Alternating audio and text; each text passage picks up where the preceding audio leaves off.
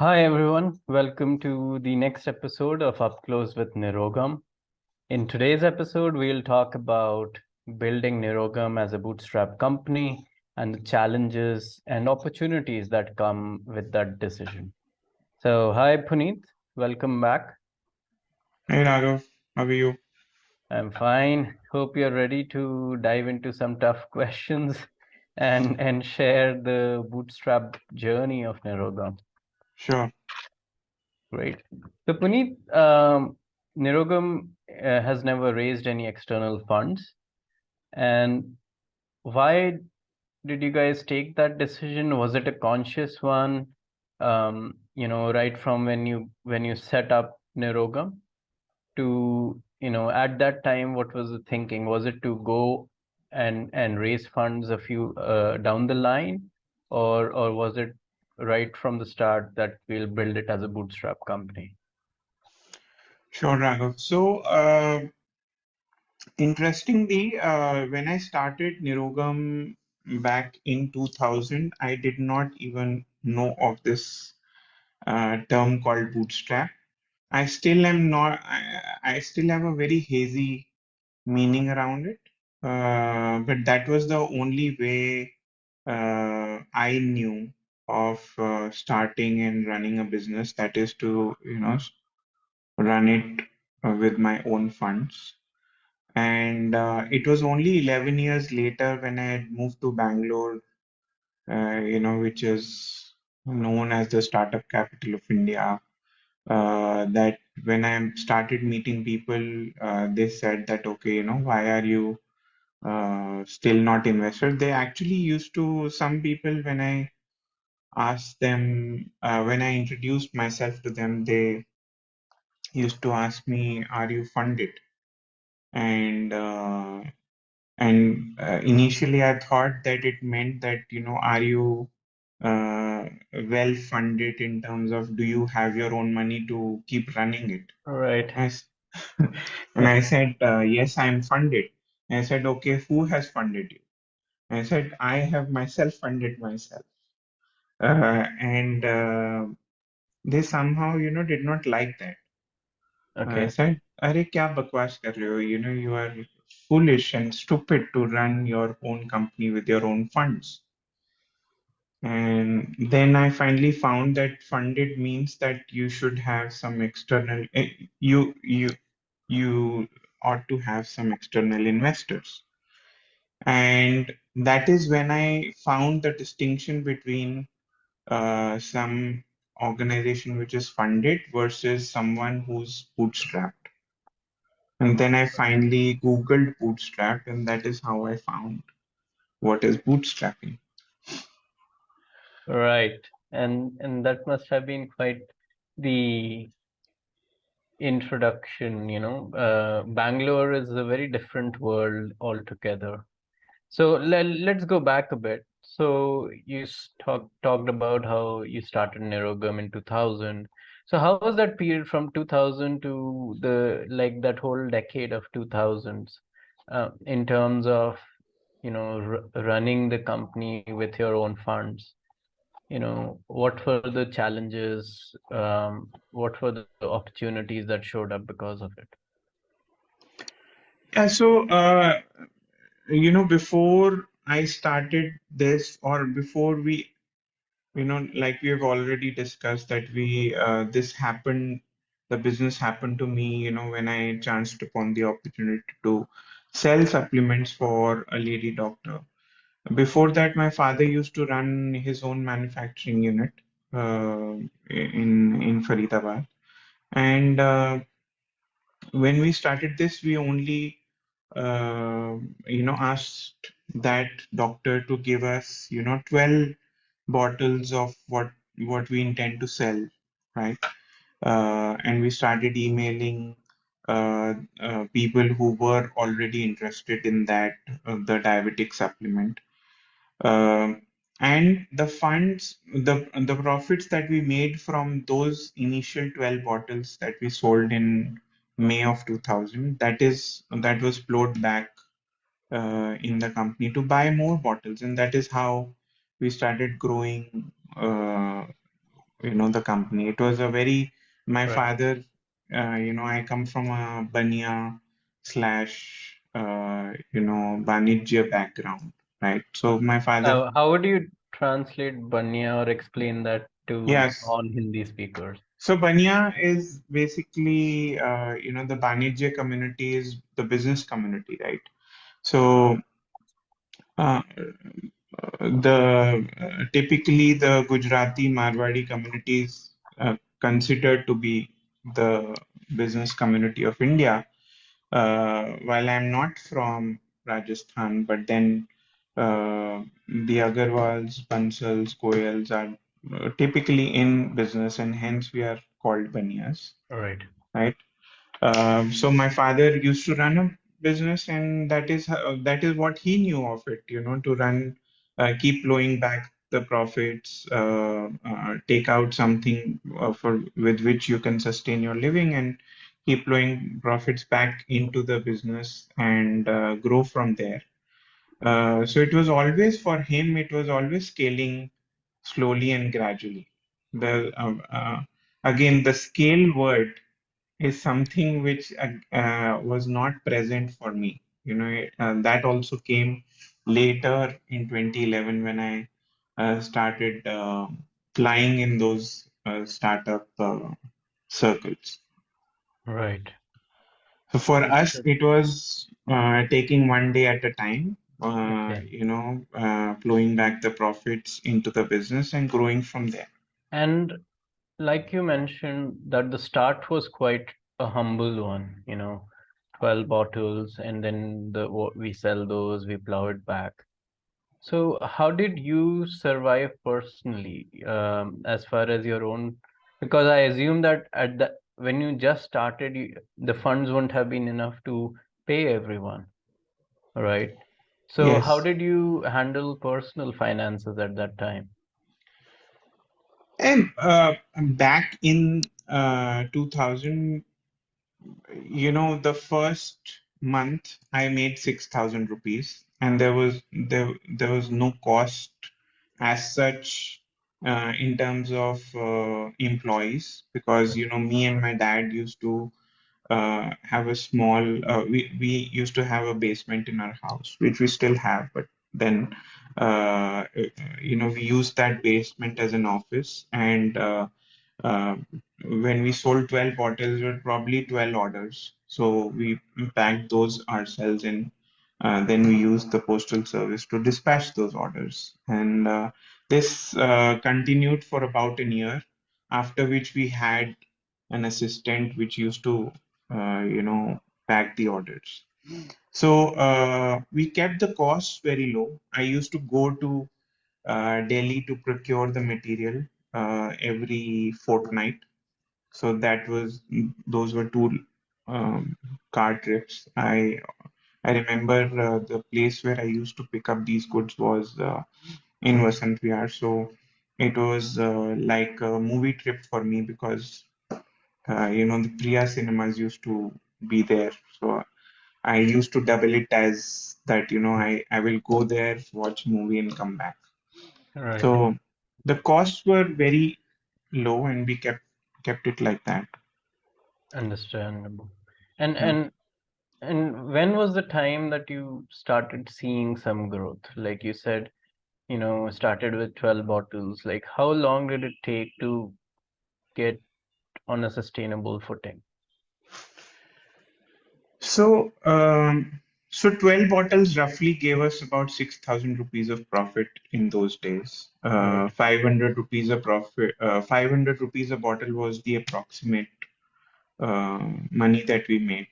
Right. That was not enough, but then, for the first 3 months, for our own personal finance, we were using our own deposits, right? Okay. Uh, the second Deposits month, meaning savings. savings, Okay. yes. And then the second month, I think we grew from 12 to 36 bottles, and 36 then became 70 bottles. So initially, the jump was quite good, right? Um but then it kind of tapered down because the initial growth was because people were interested to buy it when we had not even launched the product. And these were Right. all the people who were writing to Dr. Khanna to buy this supplement, which she was talking about in journals but had not yet commercialized and Right. released. Understood. Understood. And so that growth, you know, you bootstrapped it to a point, and you navigated that period of 10 years. When was it that you finally decided, okay, we need to have other channels of marketing it versus just a website? Um, so I think uh, at that time there was no Amazon, and I think Facebook also came in much later. Mm-hmm. So the only channel, uh, um, the only place where we could actually expand it was Yahoo. And before Yahoo, it was actually known as Overture. There was a company called Overture, which actually started the whole concept of PPC, which was pay per click, which was later bought by goto.com. It became goto.com and then later became Yahoo PPC. Okay. And frankly, I feel very lucky that somebody who's advertising from India and selling to the US market, for us, the cost of PPC was very much in our favor. The domain was absolutely virgin because nobody was advertising for Yeah, back supplements. then. Yes, everybody might be using PPC for, fashion, apparel, but nobody was doing it for supplements, Yeah. and especially a diabetic supplement. So it was very native, virgin, uncharted, and we got a lot of traction from there. The costs were low, and even if the costs were high, we were still, in the unit economic sense, we were making money. And that was the only channel for us to actually expand the market. And this did not happen, like I did not start PPC immediately. Mm-hmm. It was only when the initial euphoria about that supplement started tapering down when I All right. explored those avenues on how to increase the traffic. All right. Understood. That's that's an important point which you raised, right? Any channel which you were using, there would usually come a time where it starts to plateau, and then it forces you to start to explore something new. And since, like you said, this was the first time uh, you were actually doing this whole process, so every step was actually a new one for you, right? So how, was it just you doing all of that at that time, and how, like, did you face any doubts, or like how did you take a call of, okay, I'm going to start PPC, I heard about it, how much should I spend on it or not spend on it? Like, how did you make those decisions at that time? Yes, so I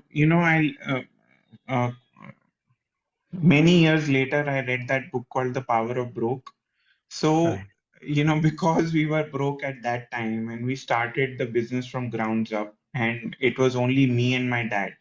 My dad came from a manufacturing, industrial, a very heavy industry kind of background. So he relied upon me that अब तो बेटा तुम्हारे हाथ में ही है जो भी है, right? And I was uh, luckily I had I was born into this culture of bulletin board services and internet with modems of 2.4 kbps speed. And that is when the internet just came to India in 95. And, we were the early adopters.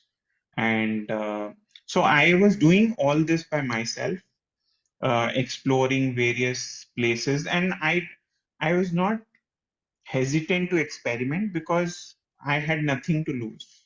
There was at that time, today I can't even say that, but at that time there was no fear of failure at all. Right. What else could fail? I mean, where else could I go? I was standing on the ground, so I could not fall, right? So, with that feeling in mind, I was trying all these platforms, doing a lot of these experiments. What happens? Because I had a lot of time and there was only one single product. um I could uh, track my metrics on a daily basis. So that was the whole context of using the PPC, doing these micro experiments, and taking decisions by myself because there was no hierarchy. There was nobody to consult. Uh, So while today it might not be considered a boon, but at that time it was a blessing that, the choices were very quick. And I was also failing very quickly that if something did not work out, let me try something else. Right. So while I did not know this word hustle, but that was my unknown, undefined hustle at that point. Right. And when was the first time you added or decided to, you know, add another supplement to your portfolio of products? So you had a diabetic supplement, and we don't need to go into the details of which with which all, because there must have been many that you started. Like, but what triggered that decision of, okay, now let's explore and expand a bit further?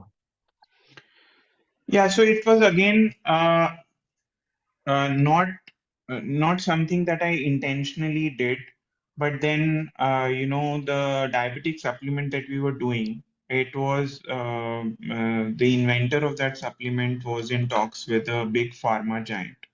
Mm-hmm. In fact, we fixed up that meeting, Mm-hmm. and that pharma giant wanted to acquire this, and suddenly, me and my dad thought that if this gets acquired, Mm-hmm. what if this gets acquired, then what will we do?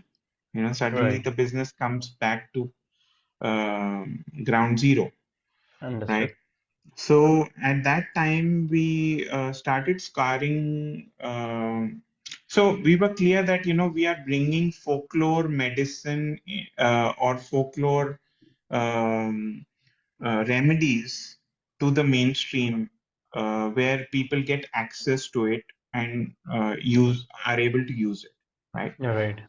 And we started looking for other things which are uh, time tested, well researched, and still not mainstream, or still not people are not aware of it, Right. right? And that time we found another supplement, right, which cater to a chronic ailment. Mm-hmm. And I'm not going to go into details of it, but then we went to them, and then we said that okay, we are going to start very slow. And they said that we don't mind starting slow.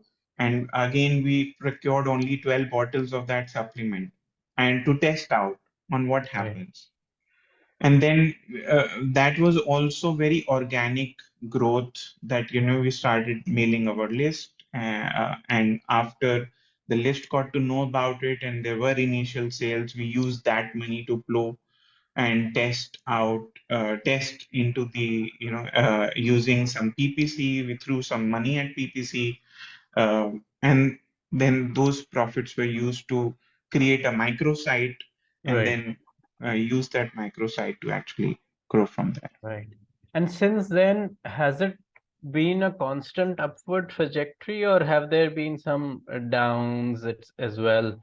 Like, when was the first time after you started that you guys entered into a financial crunch? There have been, I won't say there was any financial crunch, so to say, but there have been down periods. Right, And those down periods have interestingly come from something which today is pretty much sorted. And that was, uh, you know, payment gateways, right? right, So at that time, there was no Indian payment gateway at all.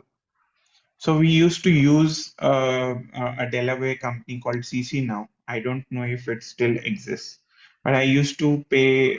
CC Now was the payment processor, and we actually at that time we used to pay 9% as the transaction fee, which today okay, is reduced to 0.75%. right, And we were still okay with it because everything was built into the cost of the product.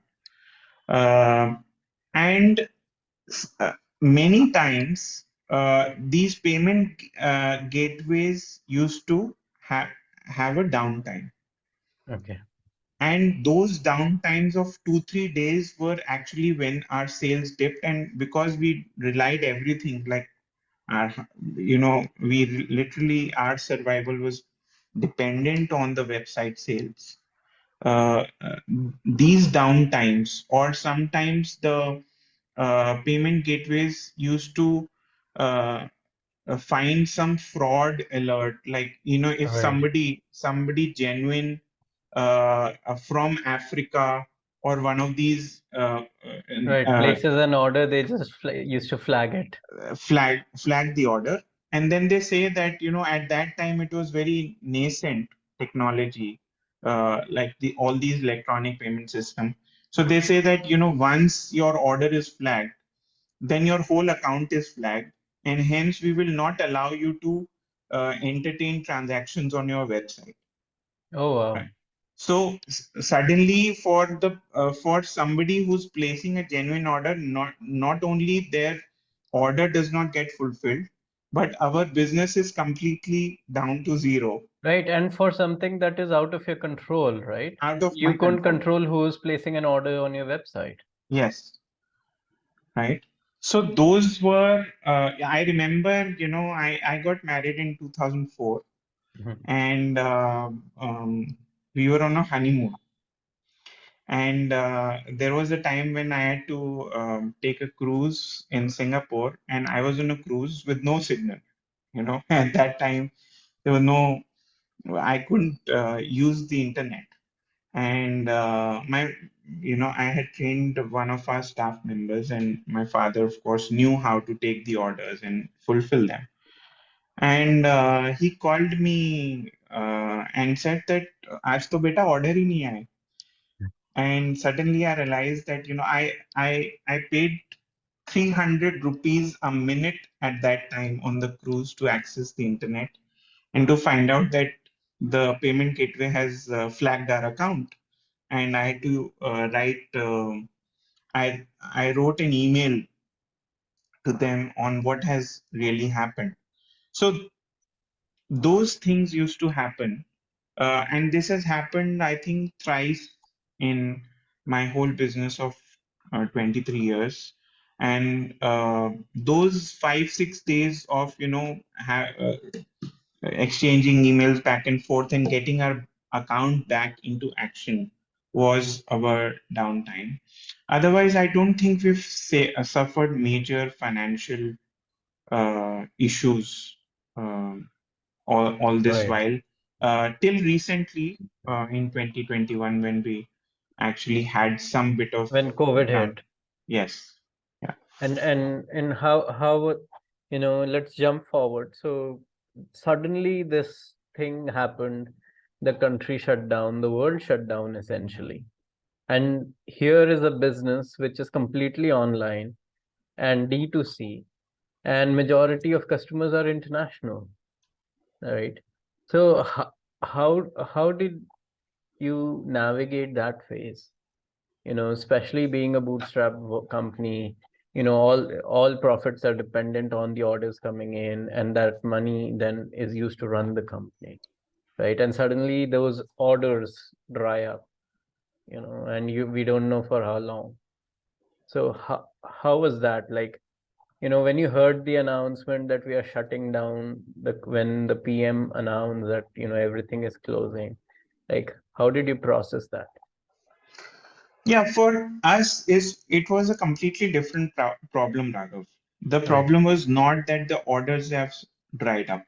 Okay. The orders were coming in because US was still not shut down. Right. Our supplements were not related to COVID, right? They were into a segment which was like diabetes, hypertension, Yes. prostrate, and all these Mm-hmm. other problems, right? Which anyways were there before COVID and after Yes. COVID and will remain Yes.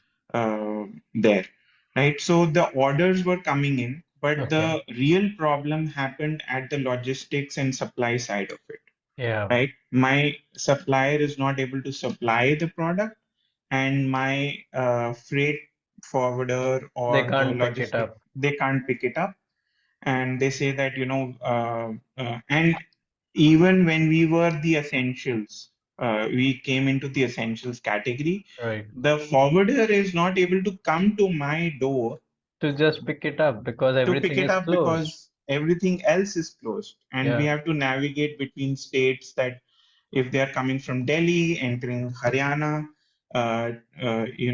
while I am able to invite them into my office, but they are crossing borders and all that happened, right? Plus, the freight suddenly shot up because of all this mess, closing borders and not many ships or not many aircraft flying. So freight shot up, and that kind of put a strain on our costs. Right. But didn't the US also enter a shutdown? So, like, did that Later, affect the orders? US entered into a shutdown, but then people were ordering online, Right. and especially our customers who have been our past customers anyways need the medicine. Yes. They can't stop their remedy, right? The supplement, right. Yes, the supplement, right? So once that probably is where some of them also got angry at us, that why can't you supply this, why can't you have a third party warehouse, why can't you stock Right. it in the US? So that was a bit difficult to navigate, but then later Right. things And did. did that trigger the decision to then finally set up a warehouse in the US, a third party one, or did one exist before? It did, and it did for it was a good decision that we not only set up a third party warehouse, we wanted to, actually have the inventory in India and dispatch it ourselves. And we never explored that option of fulfilling the orders from a local warehouse in the US. But Right. then when we did that, we actually also found that it was a lot cheaper to Yes. ship, store it in the US and then ship it from there. And it was win-win for both Right. of us, for the customer to get quicker deliveries, for us to, keep it there and not ship frequently and not have so many trips and put so much effort in shipping every order from here. Right. Right. So that's one challenge which COVID brought up. At the same time, you know, we did go through a period of lean finances. I mean, if you look at our accounts, then the last 2 years before the current financial year, a lot of that period is in the red, right? So how did you handle that time? There were also hirings, and then they were, unfortunately, some people had to be let go as well. How was that whole time? Because fund unlike VC funded or externally funded companies, you didn't have a whole tranche of money, set somewhere. So how did you navigate that time? Yeah, so I think late 2020 and early 2021, that 1 year was kind of difficult for us. I did not realize it that at that time. In fact, uh, the second half of 2020 was when I actually decided that I have a lot of time on my hands, and hence this period is going to open up uh, awareness for people to go natural, go into natural means of relieving their symptoms, and trying that stuff, trying Ayurveda.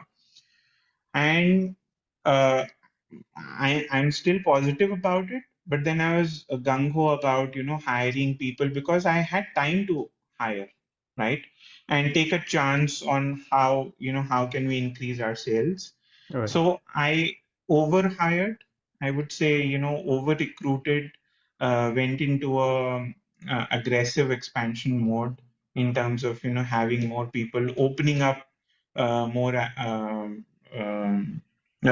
having more products. Went also into hand sanitizers and kadas, but then somewhere I lost focus, and hence that was something which hit us in 2021 when we started seeing red on our books.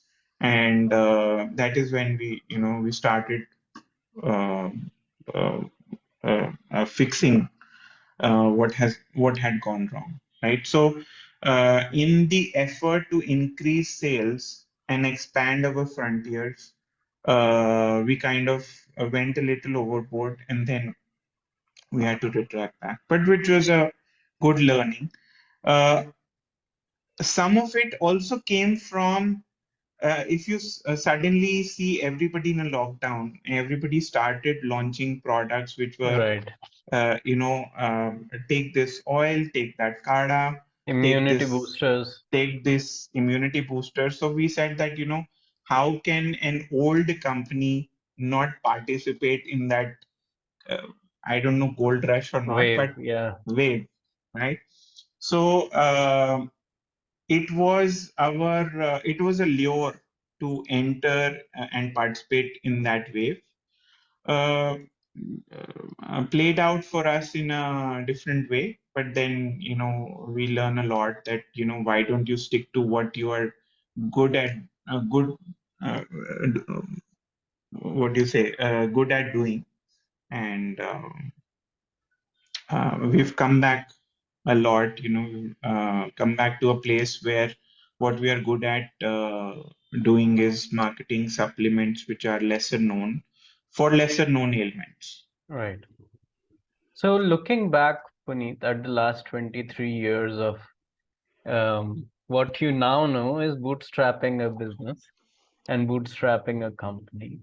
Just from a financial management point of view of running the finances of a company for such a long time, what are some key takeaways that you have, or what are some key learnings if you had to share with, some of the people listening in and who are thinking of bootstrapping a business or who are running one, like what would those takeaways be? Um, Good question. One is that I always look at cost of capital. The cost of capital when you lend from a bank, when you take loan from a bank, is about 6 to 8% today, right? Um, uh, Consider that to a venture capital, which comes at about, if the investor is looking to 10x their investment in, say, 5 years, you can find out the cost of capital from that equation, right? Which is far. more than 20-30% in year. So if you're taking money at 30% in year and not able to sustain through, then you are in for some disappointing times ahead, right? So not that you should not take money from an investor, but factor that cost of capital into your way of into your business plan. Otherwise, it is just hope on the books, and you certainly don't want a lot of hope, fear, regret, greed on your in your business plan, which is hidden from your purview. So first is cost of always look at cost of capital. Second is that doing things traditionally is not bad. If you look at all the large enterprises, things which have stood the um, test of time, the Tatas, the Birlas, the uh, Daburs, uh, Maricos of the world, all have done traditional businesses, have grown traditionally, right? So um, I would suggest that people go read some of the books that these enterprises have written and how to do traditional business. It's not that you can't run a new age business using traditional ways. So, growing and scaling slowly and gradually is one way to do business. I'm not saying that you should not do business digitally and in the new age tech. Uh, um the technology, if you use technology to scale up business, the way it has come from how Americans do and how VCs invest in new age businesses. But then, if you're doing a traditional business and trying to scale it up, uh, sometimes it uh, does not play out like that. So be a little frugal, stay a little lean, and use a traditional way to grow a business. And also look at how you are made up, how you have grown up, what is your fabric, what is your style of doing business. For me, I would rather grow and scale a business gradually and keep it a lifestyle business. And some people may hustle hard, go aggressive, and are able to scale fiercely. These are two different um, kinds of people, right? Not everybody has to hustle hard, and not everybody has to remain slow or lean, right? You have to look at yourself on, are you an aggressive person and like things uh, lightning fast, or are you uh, calm and composed, or I have lack of adjectives, but Right. you get the point, right? Yeah. Understood. Yeah, good points there, Puneet. I do remember though, when we were having some discussions, I think back in March, you did say that, there have been people who have started after you, started Ayurvedic companies even after you, and they have scaled, very rapidly. And so when people, and then so other people would tell you like, Puneet, what are you doing about it? Or things like that. While recently we also came across this term called stay ups, which was shared by Jason Fried of Basecamp, and which was all about celebrating companies which have been running for a very long period of time, right? Like, for example, Nirogam, to sustain business over a period of 20-23 years is also not easy. That's also a challenge. So how do you see your thoughts on that, on what, on this one, this whole idea of constant comparison and evaluation? Okay, where do I come in that table? of even people and founders in the Ayurveda space itself. There are so many companies. Oh, how do I measure up there? Versus this idea of, staying up, you know, continuing and continuing to serve over a long period of time. Like, how do you see your thoughts on those today? Yeah, so that has, I think, somewhere in 2015, 2016 was when it started troubling me that here is a company which I have run for, say, 15 years, and there are new age brands who have just started out, and they have grown to, they've taken on investments and they've grown to 3x, 4x my size. And how can I be left behind? I think I've missed the bus. I think I'm left behind. How can I not get recognition for what I've been doing for the last 15 years? And so it started troubling me. And at that time, I also happened to meet Arjun Vaidya of Dr. Vaidya's, and we had some meetings around it. And one day I'd called him somewhere in 2021. I said, I think I've missed the bus. I think I'm left behind. My business, the US business is going okay, but then I'm not able to do anything in India. And uh, the US profits I'm flowing in India and nothing is happening. And I feel that, other people who have started later than me have gone much ahead. And he said just one thing to me that, why do you even want to get into that race? Why do you not want to keep doing what you do best?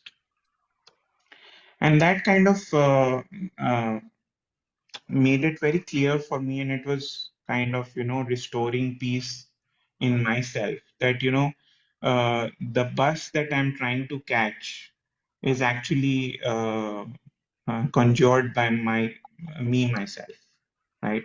Right. There is no bus. I don't have to travel some journey that I've conjured of myself. Do I take a train or do I take a bus or do I even have to travel to some destination is my choice, right? So that is when and then I obviously read the wonderful book called Rework, and some other books which kind of told me that there are stay-ups and there are startups, and what you intend to do with your startup or the company that you started is entirely up to you.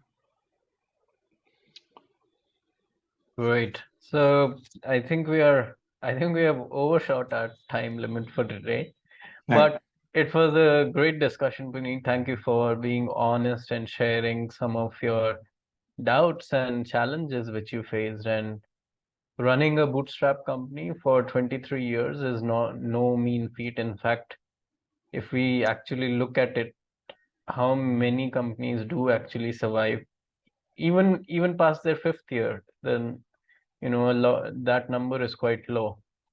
So 23 years is no mean feat. So uh, I think another thing which you share, which is quite important for people listening in, is to also get clear on what do you want, right? Yes. Maybe the vision of life that you want, or the vision of service for the clients and customers that you have in mind, is very different from what is being publicized in the media, etc. So you don't need to copy someone else's idea of what a company should be, of how you should serve customers, or even how you should live. You have to live your own reality as such, which is what you have shared. Yes. And Raghav, over the years, I've seen that, uh, running a company for surviving or feeding me and my loved ones is probably the least uh, least of my concern, or it's not a very big context. Yeah. The bigger context from which we operate, as a team and myself, is that, how do we impact, how do we actually solve one's disease from which they can't come out Right. with conventional means, or with modern forms of medicine, or Right. with modern medical sciences. Yeah. Somebody who's been refused treatment. How do we make a difference there, even if it is not for a cure, even if it is not for that can be completely resolved? But how do we make a difference? How do we improve their quality of life by even 1%, Yeah. right? If that gives me fulfillment, if that gives us fulfillment, that is and that's something to play for. Yeah. And a testament to that is the fact that we have clients who we have been serving for the last 20 years. Yeah, The very absolutely. fact that majority of our clients, in fact, I think around 60% are repeat clients who have also been associated with us for years and years. I Yeah, think that is testament to what you're saying, absolutely. you know. So perfect. Thank you, Puneet. Thank you for your time. Thank And you, Raghav. thank you everyone. We'll be back again with you next Monday. Yeah. Take care. Okay.